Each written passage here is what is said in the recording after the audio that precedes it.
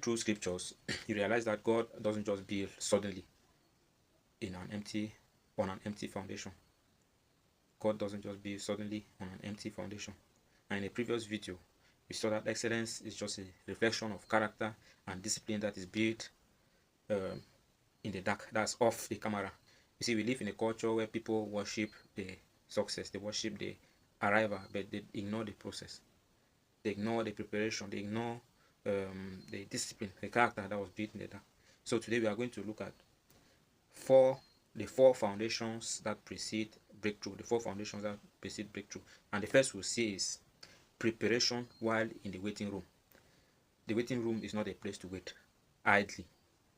If you delay discipline until opportunity comes, then you have already disqualified yourself from having the capacity to sustain that opportunity or to sustain that breakthrough. You need to be disciplined in the days where you still have small. That means the Bible says in Luke 16:10 that whoever can be trusted with very little can also be trusted with much.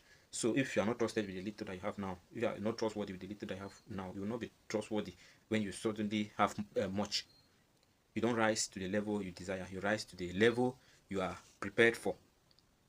So the next foundation is before facing the giant, kill the lions. Before facing the giant, kill the lion. The story of David can be recounted by many today. They'll say that David killed Goliath, David against Goliath.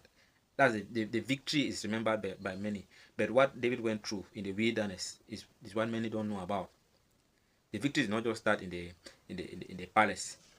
The victory started long ago when David was in the wilderness. In 1 Samuel 17:34, the Bible 17:34 to 35, the Bible makes us understand that David had been keeping his father's sheep, and when lions or bear came and carried off the young sheep from the flock, or carried off sheep from the flock, he went after it and rescued the sheep from the mouth of the lion.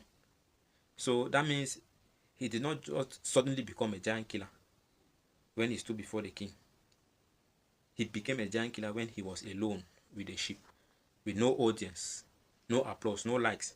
He mastered the slingshot while in the wilderness, and then people can only retain today that he killed giant Goliath with a sling. Meanwhile, he mastered it in the wilderness while he was looking after his father's sheep.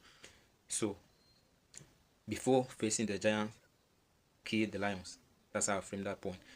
Okay, the third foundation is stewardship in the silent seasons. Stewardship in the silent season.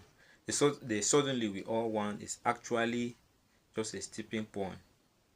It is the moment where years of invisible preparation finally shows up to the world, becomes visible to the world.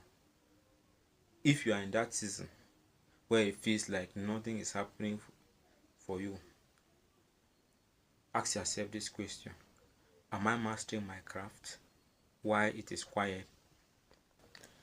Am I staying consistent when it is boring? Am I being a good steward of the little I have now?